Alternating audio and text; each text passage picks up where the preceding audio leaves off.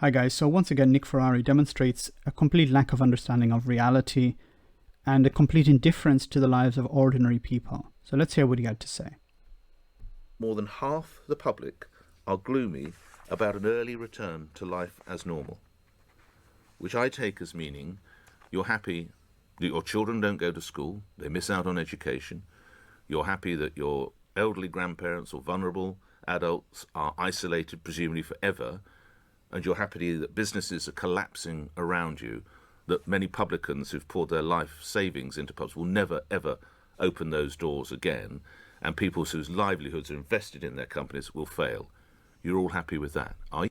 No, people are not happy with that, Nick. People are concerned about the future. I've talked about this before. We're not going to go back to the normality we had before the lockdown. We're going into a new world. We're going into a new normality. And of course, people are concerned about that. They're gloomy because they're worried about the future. Parents are worried about their children going back into school. Are the schools safe for their children? Is it a risk that the children will take the virus home with them? People are worried about their elderly parents and relatives who are in care homes. They're worried that going back and meeting with them once again delivers them a death sentence. Business owners are worried about their staff and their customers. They're worried about their plans, the plans that they have worked on for years to develop their businesses. All of those plans have to be torn up and new ones have to be created. And of course, they're concerned about that. They're not happy that they have to do these things, but they understand it's necessary. You're presenting this as they're happy that they're happy to be in this lockdown. No, I don't know of anyone who's happy to be in the lockdown. People are concerned about the current situation, and they're concerned about leaving the lockdown too soon. They don't want to see a second wave or a spike in infections, because that means that we'll have failed and we'll have to see another lockdown take place. I'm sorry, it seems to be somewhat of an inconvenience for people like you. Are you? For the love of God, you want to live like this forever? Don't you want to just get out, get your children out, get them to school, go on holiday, go and sit on a beach? Yes, of course people want to do that. But they want to be careful about it first. They don't want to take a risk that will damage themselves, their families, or their relatives. They don't want to see people going back into hospital. They're cautious. And for one of the reasons people are extremely cautious is because they don't trust people like Boris Johnson and the Tories who you support. They believe that they're not telling them the truth. Get moving. Dave in Sevenoaks, you go ahead and rant, Nick. We'll stay at home. My wife is a London hospital NHS nurse, and believe me, her colleagues are pleading, begging, imploring people to stay at home. Well, they'll destroy the economy. Destroy the economy. So it's more important that the economy is saved than people's lives. The Tories have always been telling, and Tory supporters like Nick Ferrari have always been saying how people's lives are more important than the economy. And now they're telling you, no, the economy is more important than people's lives. Colin says perhaps you wouldn't be so keen to get everyone back to work if you'd lost two family members to coronavirus. Money over saving human life? Sorry, Colin, I only lost one relative. My aunt. She died in her 90s in a care home in March. I didn't know I could only have a view if I lost two. When did that come in, Colin? And I'll tell you this now, for nothing. My aunt, who was in her 90s, would not want to see this country absolutely paralysed in the way it is. So this is like the governor or the politician, I don't remember exactly who it was, in the United States, in Texas, who is saying that the elderly people should be sacrificed for the economy. They would prefer to be sacrificed for the economy. So Uncle Bob needs to die so that the stock market can go up a point, is basically what the right is telling you. The old, I know they vote for the Tory party, but we're already in power, so now we can sacrifice them.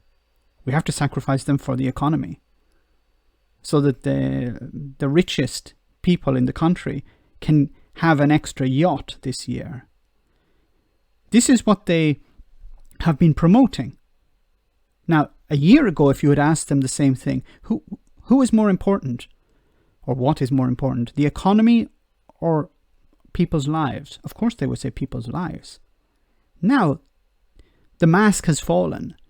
They're coming out directly and saying we need to look after the economy before people's lives. But I'll come back to that in a moment. And businesses collapsing on a daily basis and jobs going. It cannot continue with all the necessary caveats, with all the necessary restrictions, with those who are elderly and vulnerable being told they must continue to isolate. We need to get those 40 and below back to work. Why, Nick? Why is it so important for you that the under 40s get back to work?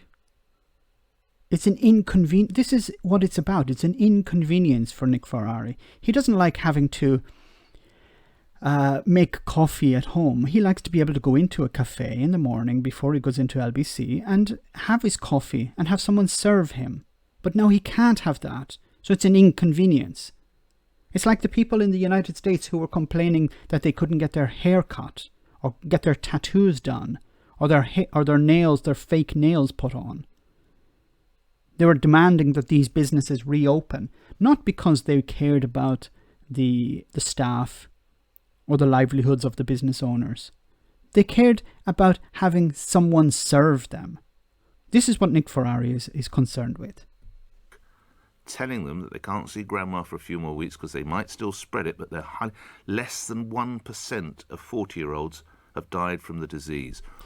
And now this is something I really want to talk about. This is the mantra on the right about this illness. And let me explain how they're using it. So they're saying, okay, it's only old people who are dying. Less than 1% of 40-year-olds or younger people are dying from coronavirus. Now, what they don't tell you is how many of these people actually go into hospital.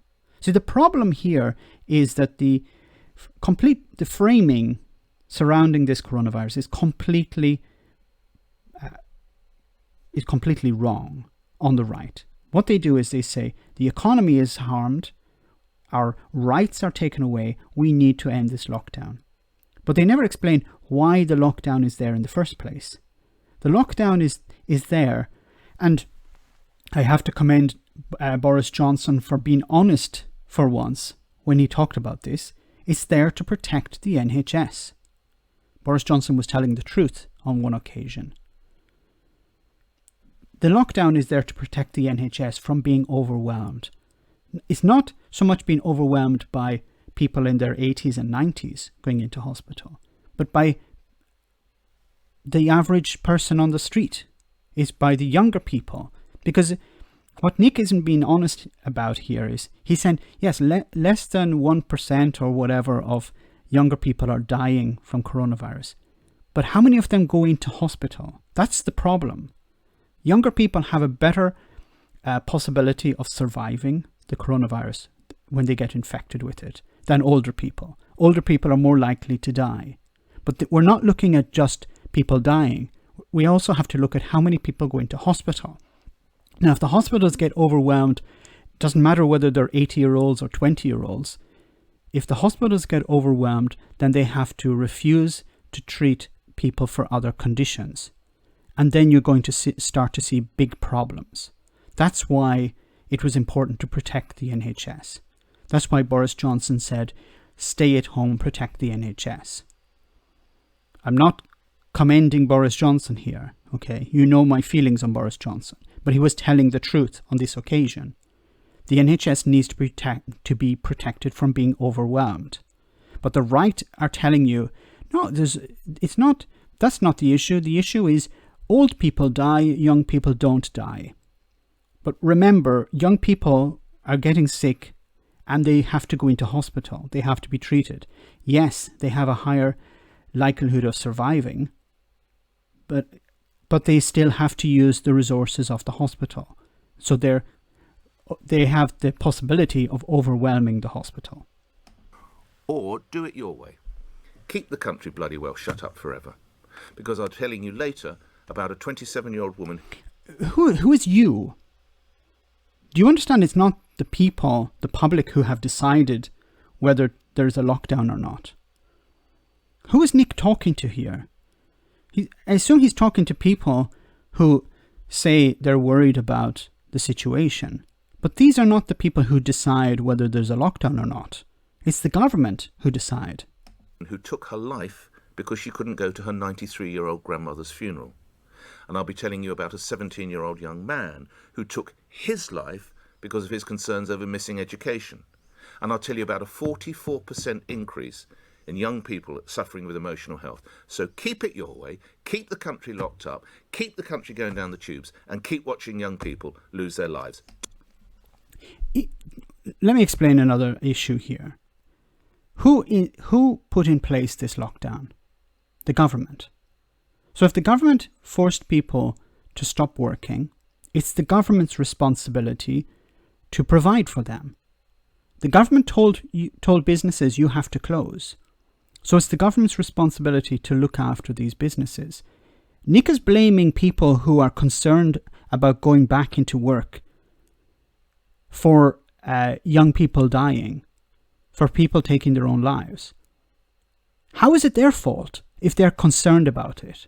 It's the government's responsibility to look after people who have lost their jobs. It's the government's responsibility to look after business owners who had to close. It's not the responsibility of people who are concerned about the future, or people who think maybe we need to lock down for another period of time, or maybe when we end the lockdown it should be slower. It's not their responsibility, it's the government's responsibility. But Nick Ferrari is a supporter of the government, so he's going to make sure that the government are off the hook. Blame the public. You have the government on one side blaming the public if they don't follow the rules. And then you have these talking heads, these idiots on the radio, blaming the public for being concerned about the lockdown, about ending the lockdown. It's disgusting. Do it your way. But don't come saying in a few months' time, when you have tax increases that make your eyes water, that you have any complaints about that.